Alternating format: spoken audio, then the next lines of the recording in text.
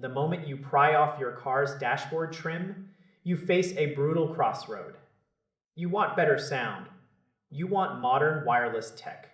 But you also do not want to empty your wallet unnecessarily. Two very distinct touchscreen receivers exist in the current lineup that look identical on paper.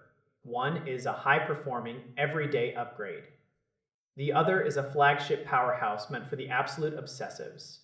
Figuring out which one deserves a spot in your dash comes down to exactly how crazy you plan to get with your sound system. Take the standard premium deck, for example. It packs a crisp, nearly 7-inch touchscreen. It connects to your phone completely wirelessly for maps and music. No more fumbling with cables before you put the car in drive. That alone is a massive upgrade over a factory radio. The real magic happens under the hood. It boasts a 14-band equalizer and digital signal processing. It even features time alignment. That means you can delay the sound coming from the speaker closest to you by mere milliseconds. The result is that the music hits your ears at the exact same time from every single speaker in the car. Plus, it features a 5-volt pre-output. This is crucial if you want to add external amplifiers later. A stronger voltage means a cleaner signal. A cleaner signal means less background hiss and way more punch. It also uses a shallow body design.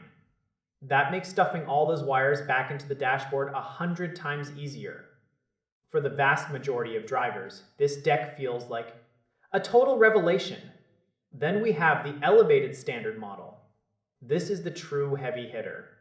At first glance, you get a floating anti-glare screen that looks a bit more refined.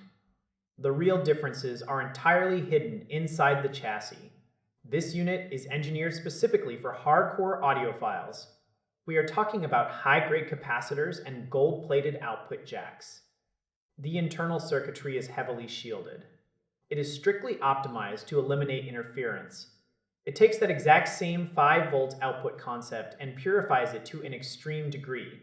If you are wiring up premium external amplifiers, running thick-gauge copper, and dropping heavy subwoofers in the trunk, this is your command center. It is designed to squeeze out every single drop of clarity from your high-resolution music files.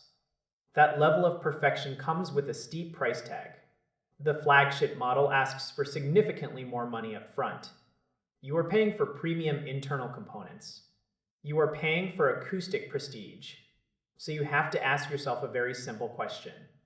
Are you building a competition-level sound system? If you are planning to chase perfection, that elevated deck absolutely justifies the extra cash. It is a masterpiece of car audio engineering. If you just want your daily commute to sound fantastic and work seamlessly, the standard version gives you incredible value.